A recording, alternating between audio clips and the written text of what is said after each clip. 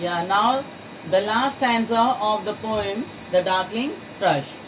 Now the last stanza of the poem is filled with a sense of life and hope brought by the bird song. So in this last stanza, the speaker, he feels a sense of life and hope. And that life and hope is brought by what? By the song of the thrush bird.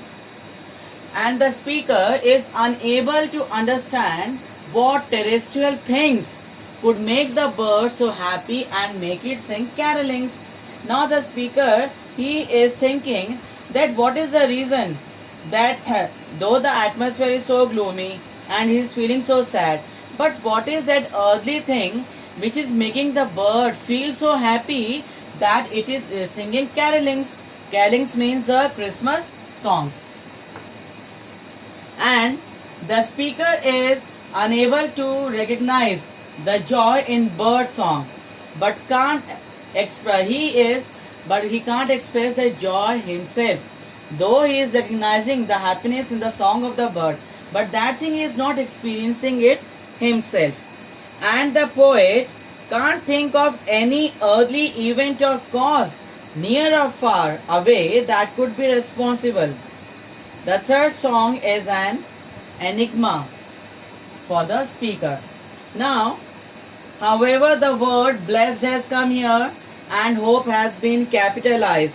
So this thing suggests that there might be some religious or spiritual reason for the bird's joyful singing. It could be similar to Jesus Christ, crucifixion and resurrection. Crucifixion means Good Friday, and resurrection is his going to heaven, which brought hope to his countless disciples. Now, the word evensong has come here. Evensong is a service of evening prayers. Okay, and so related to religious ceremony in the church. Then second has come here carolings. Carolings are the reminder of Christmas carols. Now third is hope. Now hope means what? Hope are the three Christian virtues. Means what? Faith, hope and charity. That is love for the fellow beings, which have been highlighted in the last stanza. And finally the speaker has personified hope. Hope means here as if hope is a human being. That human being which is giving hope to mankind.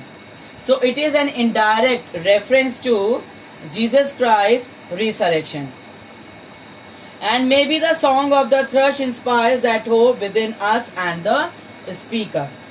Now although the speaker, he acknowledges his inability to understand the cause of the bird's joyful singing, and it fills him with the feeling that there might be some cause for it, which he is experiencing and which she is experiencing and I can't. And that in time he might will come to know that cause. So now that was all about the poem The Darkling Thrush. And all of you please go to the poem, the explanation of the poem nicely, and write it in your literature register. Thank you.